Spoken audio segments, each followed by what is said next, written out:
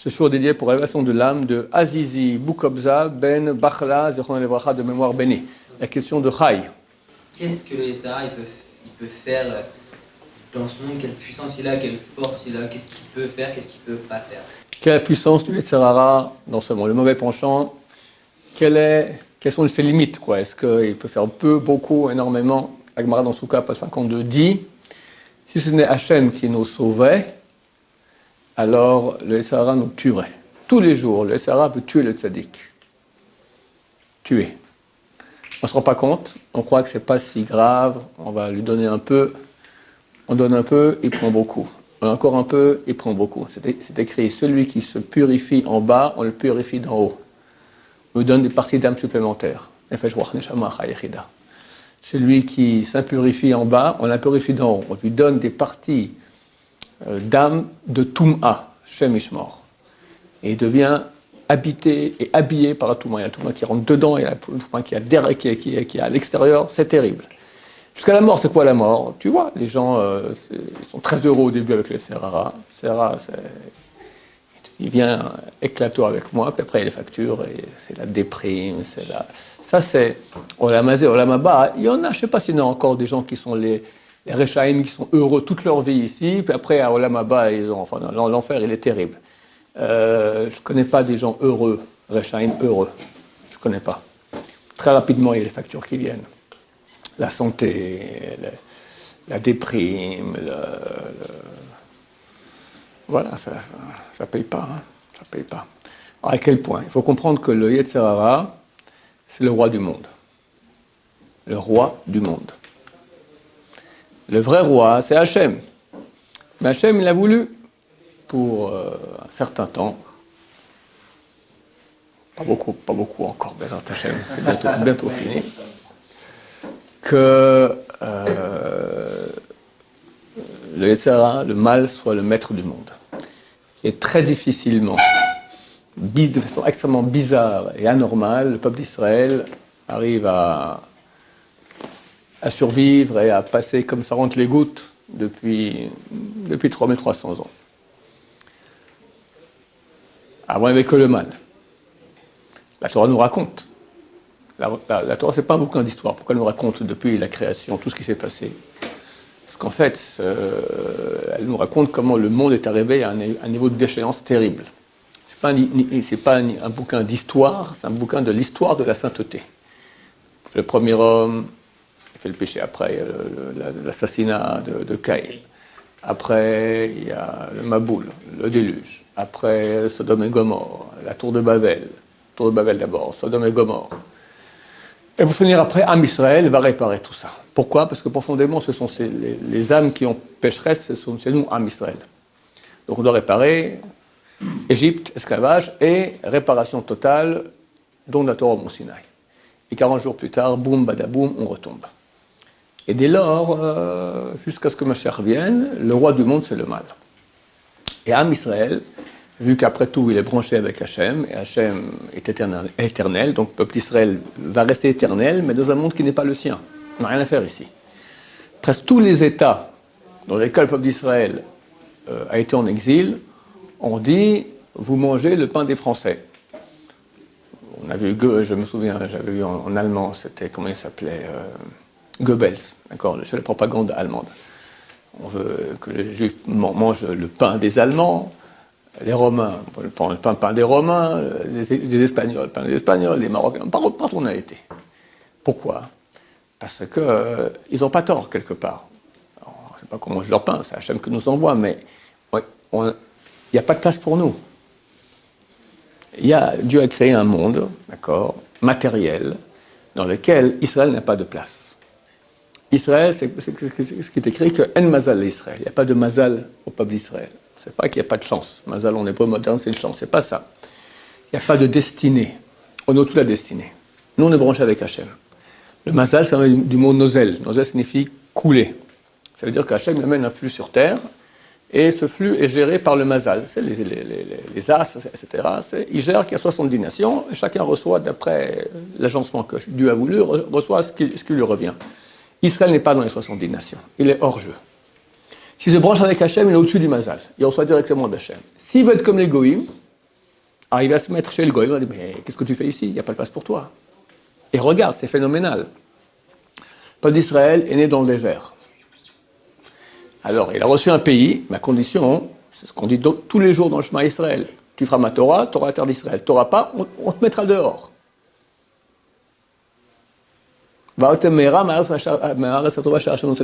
Rapidement, vous serez perdu de la terre que Dieu vous donne.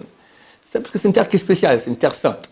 Si on se comporte comme des saints, on peut y être anormalement. Sinon, c'est pas à toi. Et regarde que les peuples ne reconnaissent pas l'existence du peuple d'Israël. Et ils ont raison. Quand Abraham Avinu, il regarde dans le ciel, il voit, il n'a pas de descendance. C'est un très grand astrologue. Il voit dans le Mazal, j'ai pas d'enfant. Je me dis, je te mets au-dessus du Mazal. Là, tu as un enfant. Mais qui n'est pas dans la destinée. Non, tu n'as pas dans la nature des choses physiques, tu n'as pas place. C'est dans la métaphysique, au-dessus. Là, oui. Donc c'est complètement anormal qu'on arrive à survivre. Et les gens qui sont dans le Mazal, les goïms, alors si on était tous saints, ils ne pourraient rien dire, parce qu'ils verraient Dieu sur nous. Mais ce n'est pas le cas, hélas. Alors ils nous attaquent sans cesse. Tu n'as pas droit à la vie. Tu ne dois pas exister. Qu'est-ce que tu fais là? Tu n'as pas le droit à la terre. Bon, ça fait 70 ans que cet État existe. Bon, il n'y a pas de reconnaissance des peuples. Mais c'est aberrant. C'est aberrant. Il n'y a aucun peuple qui a une histoire pareille. Aucun peuple pendant 70 ans. Au début, il a créé, je sais pas, un État, tout ça. À 3-4 ans, ils ne sont pas contents. Bon, ok, c'est bon, terminé. 70 ans qu'on ne reconnaît pas. Et ce sera comme ça jusqu'à la fin. C'est que Mashiach vienne. Donc, tu n'as pas droit à la vie, tu n'as pas droit à la terre, tu n'as pas droit au pain. Tu manges le pain des Français, français ou allemand, ou peu importe, d'accord? Parce que tant qu'on est comme les goïms, goï signifie corps. Toi, tu as une enveloppe corporelle, mais tu es branché avec Hachem. Alors, quand tu suis ton corps, tu deviens comme les goïms, terminé. Terminé, ça veut dire que tu n'as pas droit. Il n'y a pas de place pour toi en tant que goï, en tant que corps. Tu as droit en tant que âme. Je reviens à ta question. Alors, quels sont les pouvoirs du mal? Eh bien, tu as vu la Shoah? Est-ce qu'on peut imaginer un mal pareil? Inimaginable. À Purim, Mordechai et Esther ont parlé au roi, c'est le roi du monde, pour qu'Am Israël puisse survivre. On n'aurait dû pas survivre à la Shoah, normalement. On n'a pas dû survivre. Le mal, on ne se rend pas compte à quel point il est fort. Ah, ça va, c'est gentil, c'est pas grave. C'est terrible. C'est la mort. La mort. Terrible, sans pitié du tout. Des fois, tu dis, bon, je vais donner un peu, il sera gentil, etc. Il n'est pas gentil, jamais, il est cruel jusqu'à là. Il a une mission de te tuer, terminé. C'est l'ennemi numéro 1, tu as un X. Aujourd'hui, il vient rarement avec le KGB, ou la Gestapo, ou les Cosaques, etc. Il vient avec les filles. Aujourd'hui, c'est les envoyés du mal. Alors, les femmes sont très bien, mais les femmes qui ne sont pas pudiques, elles aiment les hommes et leur font faire les péchés les plus graves de la Torah. Et aujourd'hui, c'est tellement facile. Petite boîte là que vous avez, terrible. C'est trop clair. Il faut acheter un portable cachère. C'est possible. Vous croyez qu'il y a des gens normaux qui vivent sans portable? Je suis un exemple. J'ai un téléphone dans mon bureau. Il est tellement préhistorique que quand on appelle, on ne sait même pas, il n'y a pas le numéro qui s'affiche de qui m'a appelé. Donc, vous voyez mon numéro? Non, je ne vois pas, j'ai un téléphone préhistorique. Et j'ai un autre portable encore plus préhistorique qui est dans ma voiture éteint. J'utilise une fois toutes les 2 semaines pour dire allô, j'appelle ma femme, j'arrive bientôt à la maison, c'est tout. Grosso modo. Et je survis. Vous voyez? Je suis normal. C'est possible. Il y a des cerveaux, les plus grands cerveaux du monde en technologie, Apple, etc., ils ont mis au point ces appareils pour rendre addicts les gens qui l'utilisent, et ils ont interdit à leurs enfants d'utiliser cela. Interdit, ils connaissent les pièges que c'est. Alors d'abord, c'est toute la journée comme ça, toute la journée, d'accord? C'est complètement barjot. Et ceux qui vont, et qui peut aller sur ces petits appareils sans tomber dans le piège des femmes, qui lèvent la main, il n'y en a pas. Il n'y en a pas. Si tu n'as pas un truc qui est protégé, tu es mort. Alors dis, tu vas aller en enfer. Dis directement. Sans parler comment ça... Arrêtez même l'enfer avec tout ça, que c'est pire que tout, d'accord? Les psychologues disent, le porno, ça bousille la personne à un point inimaginable. Bousillage. T'es bousillé, la tête, la pensée, le corps, tout. Après, comment tu peux t'unir avec ta femme en sainteté? Comment tu vas faire? T'es bousillé. Faire tchouva. Mais il faut y aller, la tchouva, hein, là-dessus. Alors, arrêtons de pécher. Achetons des portables qui sont cachés. Hein, filtrés comme il faut bien. Et on peut. Non, mais je vais parler avec ma mère. Il faut... Comment on a fait? Comment ils ont fait pendant 3000... depuis que le peuple Israël existe, sans portable? Un temps avec le téléphone fixe, avec fil. Ils ont commencé dans la maison, un téléphone portable dans la maison. Après, ils ont eu les premiers portables, c'était grand comme une saucisse. D'accord? Ok, mais ça date d'il y a combien? 20 ans, en tout cas, il y a quelque chose comme ça. Ça va, vous pouvez, on peut se désaddicter de ça. Il y a des gens qui sont addictés au porno, il y en a qui sont addictés à la drogue, qui sont addictés à l'alcool, au jeu. Maintenant, il y a addicté. Et on m'a dit, j'ai vu ça écrit, un article, c'est l'addiction au portable est pire que celle de la drogue. Pire. Genève, l'année passée, il a fait un truc pas bien, et il avait comme sanction qu'il me donne son portable 2 jours. Il a dit, je peux pas. Je peux pas autrement. Moi, je peux pas faire autrement. Donc, les gens savaient, etc. Il fallait qu'il y ait une sanction. Il a dit, je quitte la yeshiva. Il a quitté. Il ne peut pas tenir 2 jours sans le portable. 2 jours, miskanim, 2 jours. C'est pas d'addiction, ça? Au nom de quoi tu vas dire non, mais il me faut encore mon portable? Non protégé. Au nom de quoi? Dites-moi, quoi? Il faut parler avec sa maman, il faut qu'elle te voie, il faut quoi? Il faut que tu saches combien le bus part. Je sais pas, il y a des gens qui m'ont dit des trucs aberrants. Il faut que je voie quand le bus peut arriver. Ok, aujourd'hui, au Hachem en cachet, on peut faire aussi que tu peux voir quand le bus va arriver. Tu peux trouver. Et si jamais tu n'arrives pas, ok, non, mais attends, c'est pas la fin des haricots. C'est pas la fin des haricots. Le monde n'est pas détruit. Par contre, si tu le gardes comme il est, t'es détruit. T'es mort. Ta femme, ça ira pas, je te dis tout de suite. Tes enfants seront bousillés. Toi, t'es bousillé. Olamazé, olamaba. Pourquoi? Qu'est-ce que tu as mis dans la balance qui valait? Cette curiosité, ce Yetzerara, tu vois à quel point il est mauvais, le Yetzerara. Il fait le monde entier aujourd'hui. J'ai vu des enfants, 1% des enfants de 6 ans regardent des films porno. 6 ans. 6 ans. C'est pas le mal, ça? C'est pas le mal. 6 ans. Mais il sera quoi ce type-là quand il sera grand? Qu'est-ce que ça va être? C'est quoi? Et 12 ans, c'est mieux? C'est tout le monde 12 ans. Tout le monde. Tout le monde. 12 ans. À part dans le monde orthodoxe. Baruch Hashem. Où il y en a qui sont encore purs. Il y en a. Alors, etc., il est où ses limites? Il n'y a pas. Et Hachem a amené un déluge une fois, à cause de Yetzirah. Il a fait. Je n'en ai pas cru. Eh bien, il a fait. Alors, il n'y aura plus de déluge d'eau, mais déluge d'autre chose peut y avoir. Et pourquoi il n'y aurait pas? Le déluge a été causé par 2 choses, débauche sexuelle et vol. Qu'est-ce qu'il y a aujourd'hui dans le monde? Exactement ces 2 choses. Débauche sexuelle, partout. Et vol, malhonnêteté, partout.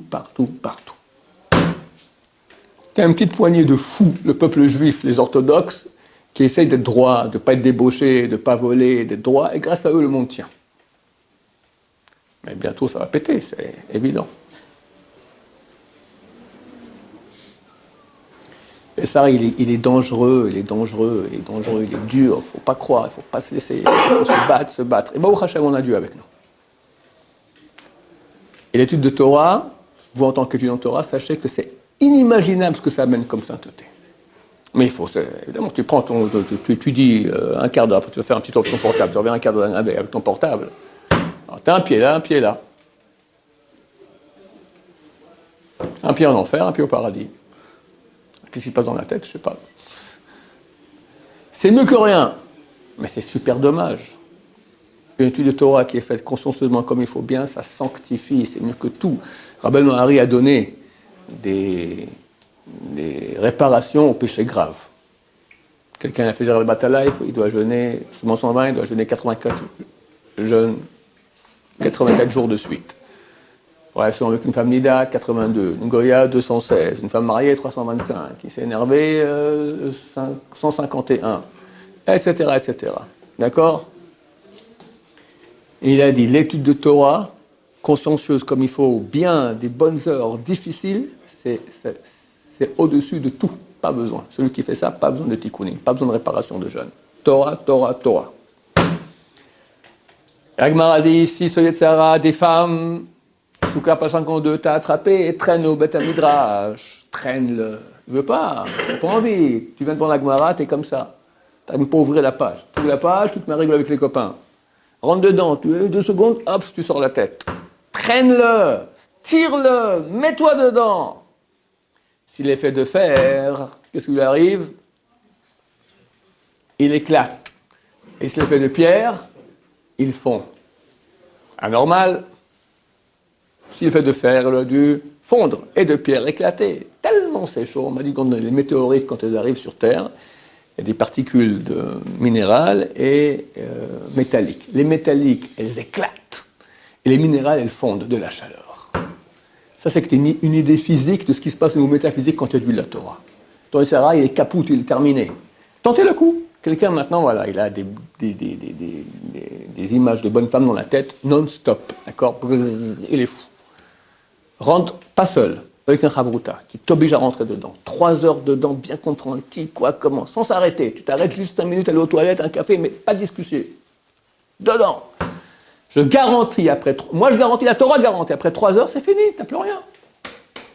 Si tu veux, ça reviendra. Mais t'es plus addict, c'est fini, tu es libre, tu es bien. Ça marche, ça marche. Quand j'étais petit, il y avait une pub à la télévision pour les déodorants comme ça. Bon, on fait comme ça, tu le trouves sur un téléski dans la montagne. Ça marche, ça marche. Ça marche, messieurs, ça marche. Et sans ça, foutu. Chazal on dit, Dieu a créé le Yetzer Hara, il a créé le médicament. Le médicament s'appelle Torah. Le Yetzer Hara est fait de feu et non est fait de chair. Et le feu dévore la chair, on ne peut rien faire. La seule combine que tu as contre lui, c'est la Torah qui est faite de feu. Étude de Torah. Étude de Torah. Voilà, c'est un cadeau énorme ici. Pour que c'est dur. C'est facile la Torah. M. Bachou, il a dit, c'est comme prendre une pioche et taper dans du granit. Comme ça a dit, toute la journée tu tapes dans du granit. Comme c'est pas facile. Qui a dit que c'est facile? Pas facile. Mais c'est ça, Am Israël. C'est ça notre raison d'être. Il faut s'y mettre. Chacun avec ses moyens. Il a été créé après Adam Arishon. Il a été avant, au moment où le serpent, il a... Alors déjà, il y avait une intuition pour qu'ils puissent déjà embêter, alors qu'ils étaient... Bien sûr. Hachem a créé un monde où il a voulu qu'on ait un libre arbitre. Pour qu'un libre arbitre, il faut que tu aies 2 options. Bonne, mauvaise. Mauvaise, ça a bien créé une tentation du mal. Le serpent. C'est pas le serpent, c'est le citra, le côté négatif, qui s'est incarné dans le serpent. Comme ça c'est écrit. Le serpent, il est venu en tant qu'incarnation de... Hachem qui dit ça a fait. C'est Hachem qui? Dit Yetzer Hara fait. C'est Hachem qui a créé Sarah. Il lui a donné un programme de travail, absolument, tout à fait, complètement. Bien sûr, c'est Hachem qui est derrière, sinon c'est pas juif. Quand on dit Hachem Echad, que Dieu est un, c'est-à-dire qu'il maîtrise tout, etc., tout ce que tu veux. Gemara, elle dit, c'est dans Baba Batra, page 25, je crois. Non, je me trompe, page 15, page 16. Elle dit, il y a 3 noms. Il descend en bas, et il tente, c'est Sahara, il te tente. Après, il va en haut, il est mastine, il est après Sat et puis An. Il ne faut pas dire le nom la nuit. Sat et puis An. Sat et puis en français, d'accord? Ça veut dire mon mastine en hébreu qui signifie il accuse. Et après, il descend, il prend ton âme. Ange de la mort. Il sera en bas, donc il te tente, il t'accuse et il te tue. Et il est malin. Vous connaissez l'histoire une fois, c'est dans Moed Katan. Je crois que c'était à Baye, ou Ravashi. Quand Ravashi. Le Yetzer Hara vient, lui dit, tu dois partir aujourd'hui. Malach HaMavet, l'ange de la mort. Il lui dit, mais laisse-moi, je veux revoir un peu. C'est marqué Ashrei, Moshe Balakalim, Talmud Beyado, heureux celui qui vient là-bas avec le Talmud dans ses mains. Je fais une revision avant de partir au Lamaba. On dit, ok, dis-moi, commence à réciter ce que tu as appris, je dois apprendre par cœur. Laisse-moi 30 jours. Ok, je te laisse 30 jours. 30e jour, Ravashi se lève le matin. Dès qu'il se lève le matin, Modé Anifanecha, ok, tu pars tout de suite, terminé. Mais ça va, on peut attendre encore un peu. J'ai prié, Shachrit, quelque chose, Migvé. On ne peut pas, mais pourquoi? Parce que la royauté du rabbin qui doit te te succéder, elle commence maintenant. C'est marqué dans le ciel, voilà. Rabashi jusqu'à maintenant c'est l'autre rabbin qui va commencer. Et une royauté ne peut pas empiéter sur une autre, même un cheveu. Alors Rashi pose la question, alors comment tu m'as donné 30 jours? Non, je suis venu 30 jours avant, parce que je savais que tu me demanderais. Je suis venu 30 jours avant pour qu'on arrive à ce moment-là. Il est malin, etc. Vous ne voyez pas qu'il est malin? Des fois, tu veux sortir, tu fais attention à ne pas regarder, et tu fais un tac, d'accord, un truc, je ne sais pas quoi, une embûche. Une embûche.